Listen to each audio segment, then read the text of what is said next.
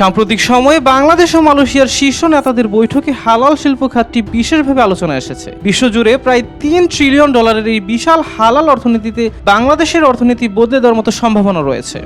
হালাল শিল্প আসলে কি? এটি কেবল হালাল খাবার নয়, বরং একটি পূর্ণাঙ্গ ইকোসিস্টেম। এর মধ্যে হালাল ব্যাংকিং, ট্যুরিজম, লজিস্টিক, হোটেল ও ফার্মাসিউটিক্যালস অন্তর্ভুক্ত। অর্থাৎ উৎপাদন থেকে ভোক্তার কাছে পৌঁছানো পর্যন্ত প্রতিটি স্তরে শরিয়াসম্মত পদ্ধতি ও উপকরণ ব্যবহারই হলো হালাল শিল্প।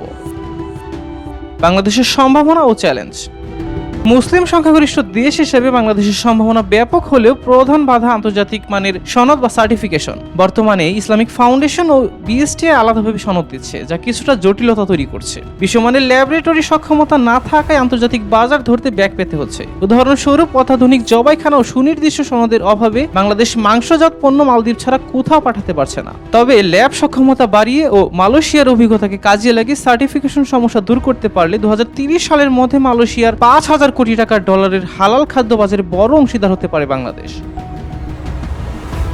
সাবির হোসেন হিরণ, দেশকাল নিউজ।